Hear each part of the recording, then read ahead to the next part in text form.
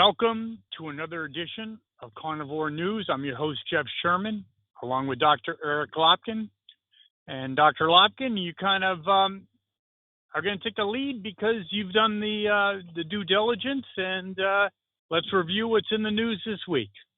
Yeah, we've got 5 stories that are important for people to know for this week ahead.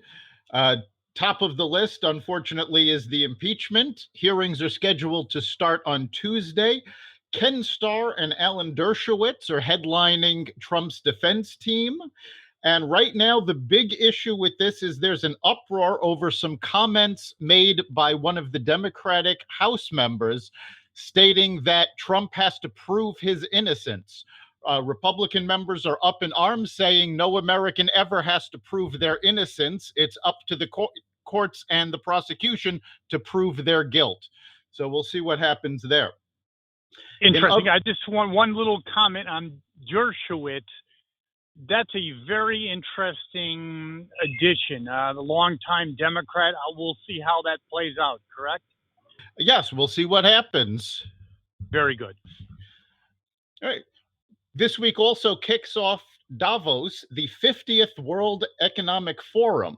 While Trump is starting the impeachment hearings, he will actually be over in Davos. The conference is scheduled to focus on climate change.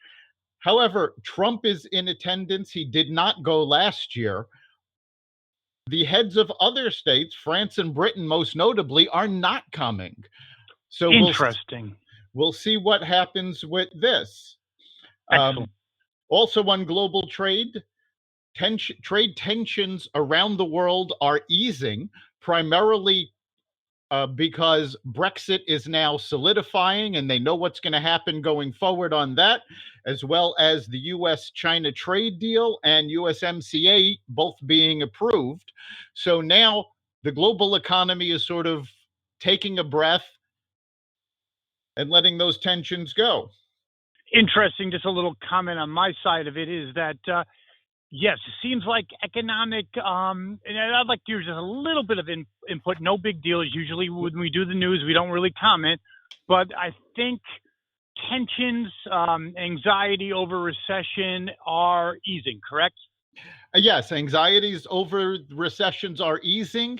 Now people are talking about a recession possibly in late 2021 at the earliest, and more likely 2022. That's interesting. In regard to both these trade tensions easing and actions by central banks all over the world. Great. Wall Street has earnings season. Wall Street is closed today for Martin Luther King Jr.'s birthday, but earnings are being reported all week, and leading the pack are Netflix, United Airlines, TD Bank, and Johnson & Johnson, all of which are highly anticipated. Excellent. And then finally, we've got the Super Bowl coming up, and now we know it's the Kansas City Chiefs and San Francisco 49ers heading to the big game. I would have to say, again, this is just kind of a arbitrary little comment. I'd have to say San Francisco is the odds on. They just dominated. They are an amazing team. Your thoughts? Yeah, the odds actually right now are going back and forth between the two teams, but I happen to agree. I think the 49ers will take it. Excellent. All right, well, that concludes our second edition of Carnivore News. Thank you so much, Dr. Lopkin. You kind of took the lead.